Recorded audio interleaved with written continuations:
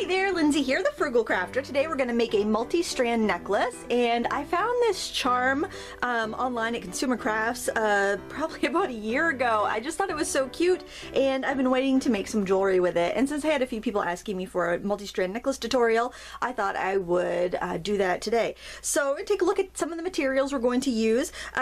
For the necklace, I am going to use tiger tail beading wire. This isn't tiger tail brand, it could be any brand, but it comes on a spool like this, and it's just like it's a very thin yet strong wire because there are several strands wrapped together, wound together in there, and this comes in many different finishes: gold, silver, copper, and in colors.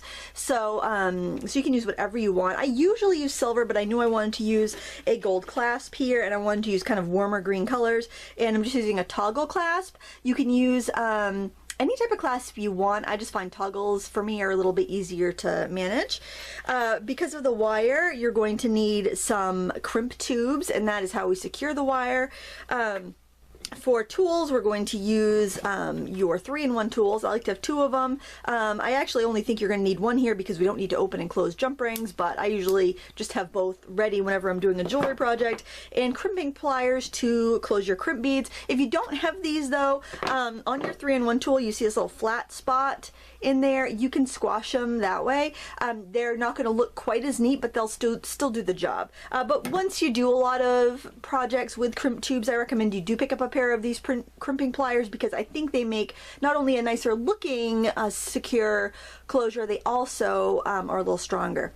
Alright, so the first thing we're going to do is take our wire. Now I have 2 pieces that are about 24 inches long. That's going to be plenty of wire for if I want to do like a 20-inch necklace. I just want to make sure that I'm going to have that, that length, and I'm folding it in half, and I'm going to put it through the loop on this charm. And let me actually move my beads away for a second here. We'll talk about the beads in a second that we're going to be using.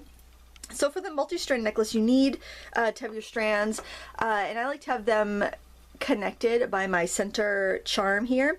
And to make it a little stronger, I'm actually going to put in a crimp tube right off the bat, because that way if like this rubs and weakens that wire and it breaks, then I'm not going to lose all my beads and I can repair it. So your crimping tubes will have a size on them, and it will tell you, usually your wire will tell you what to use. I know my wire is good for size 2 crimp beads, so that's what I'm going to use. I have 1 wire attached already, and what I'm going to do here is insert my wire into the charm and fold it in half. So I'm just going to gather both of my wire ends together. I know that doing this, I'm going to have about 24 inches of length, so I'll probably end up making this 20 or 22 inches long, so I know I'll have plenty of extra wire for that. I'm going to grab a crimp tube and just slide that onto my wire. I got a couple. It's hard to get just one because they're really tiny. And make sure that I've got both strands in there. And the reason I like to do this is so if my if like the necklace wears here on the loop and wears the wire out, I'm not going to lose all my beads and I can repair it. Alright, so I'm going to pull it down snug so it looks kind of like a teardrop. And then I am going to spread the wire apart so I have both strands independent of one another, and try not to cross the wires. Think of Ghostbusters, don't cross the streams. And I am going to use my crimping pliers to smush it. So if you look at your crimping pliers, you're going to see you have different channels here. I'm going to use the first channel just to kind of gently turn that round crimp tube to an oval. It's not tight yet. If you're using 3-in-1 pliers, you just give it one good squash and call it done. Now I'm going to go to the next channel in my pliers. I'm trying to keep this in frame, so I apologize if it looks really awkward. And I am going to give it a squash with that second channel that actually has, it kind of looks like a figure 8, so you get this little indent between the 2 wires. And then I'm going to tip it on its side and go back into that first channel again, and that's going to fold over my crimp bead. Now if you need more help with crimps, I do have a tutorial that is basic jewelry techniques, and I will link that below. So I'm just going to squash that in half, and I have a nice secure bead there. Now something you can do at this point is you could find a bead with a large enough hole that will slide down and cover up your crimps here, and that would give you a that would hide that. Now if something did happen and that wire broke, you'd only lose those 2 beads you put on first to cover your crimp beads. I like the idea of having beads there to cover the crimps, so I'm going to look around and see if I have any larger hole beads. These 2 are pretty large, so I think I can use them. Now I'm using a mix of acrylic and glass beads today, and the reason I'm doing that is because there's going to be a lot of beads on this necklace, and I don't want to it to be too heavy. So yeah, that will cover up my crimp, and then nobody will see that I put that there. You want to kind of try to hide your connectors if you can, unless you're using decorative ones. There, and now we're ready to begin beading. Like I mentioned before, I'm using a variety of different beads. Something that's really handy when you're working with strands of beads are these little bead bugs. They are little springs that you can actually put on your wire to keep beads from slipping off. Since there's nothing securing these on there, I just put one there to keep this one from slipping off while I'm working on this one over here. So what I'm going to do is take one of these strands, and I'm going to start slipping on the beads from one side of my design here. So I have lined them up on a bead board. Bead boards are really handy to have, and they can be picked up very inexpensively. So I just basically went through, I chose some glass beads, some acrylic beads. These urban isocrylic beads are nice and shiny, and they look like glass, especially when you mix them with other glass beads. I have some stone beads, I have some pressed beads. You basically just use a variety of different beads. I'm trying to make a pattern here so that so it's the same on either side, but I'm using a big variety of beads, so you can use up a lot of beads that you might have in your stash, leftovers from other projects. Just try to like maybe find a color family, like I'm using greens and golds for this. And so I'm just going through and sliding on all these beads that I've already laid out. Here's what we have so far. The bottom strand on this side is done, and I have a little bead bug here on the end keeping it. Now your bottom strand is going to be a little bit longer, like maybe 1 or 2 inches longer than your top strand, because that's how you get that cascading effect. You can also do a multi-strand necklace starting from the clasp and making however many wires you want from there and beading them, and then attaching them to the other clasp and just making sure that you have different lengths for every strand. But I also really love this if you have like a beautiful pendant that you want to highlight. So now what I'm going to do, and I'll just show you my beadboard again, is I am going to string this strand, and I'm just going to make sure that it is like 1 inch or 2 shorter than what I have on the other one, and I've got my beads laid out for the other side. So I'll show you when I have this second one done, and then I'll do that one off camera. So stick around and you'll see 1/2 done anyway. Now you need to determine the drape of the necklace that you want, and that's like how much you want the lower strand to be separate from the top strand when you're wearing it. I like to have a nice, I like to be able to see those 2 strands separately, so I do like a little bit of drape. You also want to make sure that this is going to fit around your neck, so it doesn't hurt to actually kind of try it on and make sure that it goes at least halfway across your neck.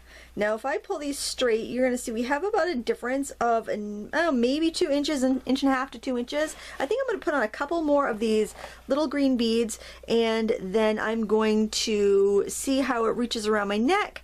And if I feel like it's going to be, this shorter strand is going to be long enough, then I'm going to attach a clasp. Alright, I have these all ready to go, all ready to hook my clasps onto, and I am going to share a little tip, and this is just to add a little security to your project. I'm going to take a small crimp tube, and I am just going to put it on my strand here and secure it, just in case something happens and the wire breaks, my beads aren't going to go anywhere. So, and I'm also going to show you how you could close a crimp tube with regular pliers. So I've got my little tube on there. Hopefully you can see that all right. I'm just going to let my beads kind of go down low, and I am just going to squeeze that with the flat part of my plier. So I have got that squeezed in there tight.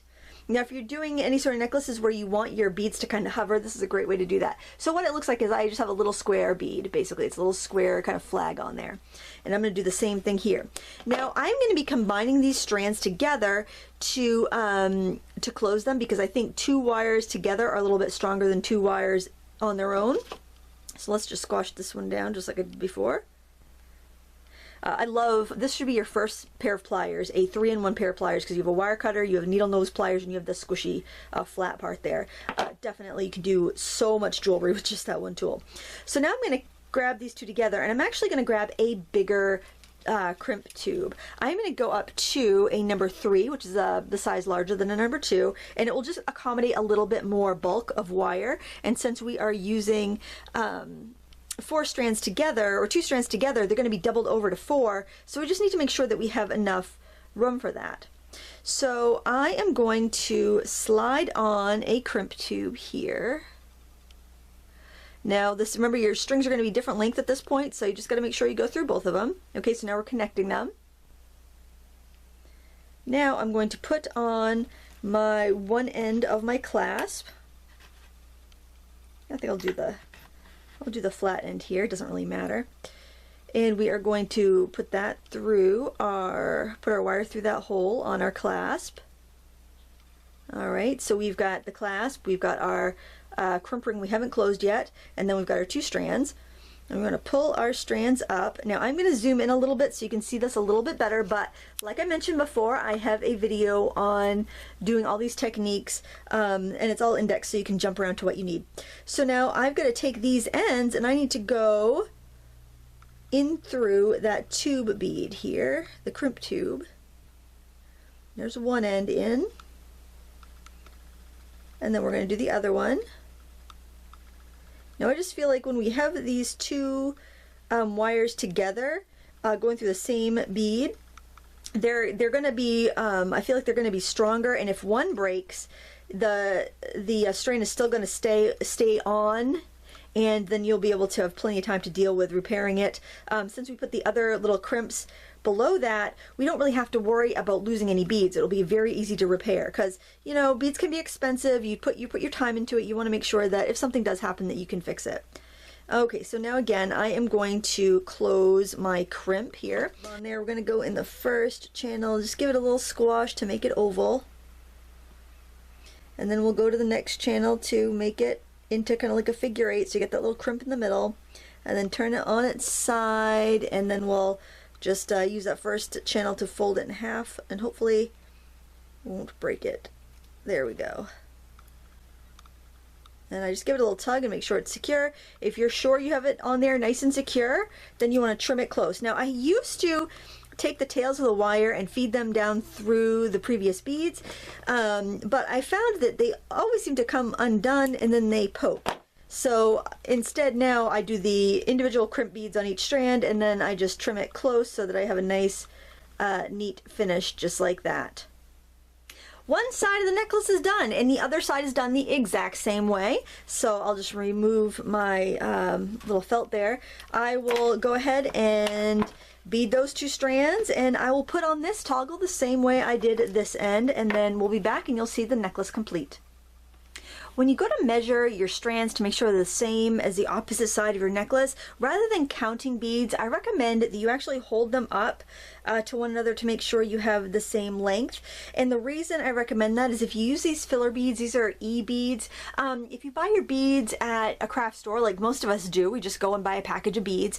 Oftentimes the beads sold at craft stores are not the same quality as the beads, say at like a bead shop. So you're going to have some that are a little shorter, some that are a little bit longer. So you just want to account for that, and to do that you just want to measure up, hold the strands up to each other and measure that way, and that way you'll be sure to have the right length. Because you know, like I can look at this strand of beads and I can see that some are longer than others and they're not exactly the same. So that'll just save you a little frustration and make your necklace look really nice when you're all done. There's no reason not to buy your beads at the craft store, especially when you're starting out, so you can actually see the beads in person and make you know, a good choice, because you can, instead of trying to guess when you're ordering online. But you do have to be kind of aware of that. So now all I have to do is put the toggle on this side and we will be done. And there we have our lovely steampunk inspired multi-strand necklace. So if you wanted to do a multi-strand necklace and you didn't have a focal part, what you can do is attach your wires to one of the ends here, bead everything up, then attach them on the other end, and you could do it that way. Just make sure that your wires are all beaded to different lengths so you do get that beautiful cascade effect. Also remember to, and you don't have to, but I recommend putting in a couple little safety points like the crimp beads underneath these two large hole beads and the crimps on the ends of each of these individual strands before attaching the toggle, and that just protects your work in case something happens. You're not going to lose all your beads if the wire snaps at a weaker spot. I've never had one of my necklaces snap, but it's always a possibility, and that way you're protected. I want to thank you so much for watching today. If you enjoyed this tutorial, please give me a thumbs up and share it with a friend. Thanks for watching. Until next time, happy crafting.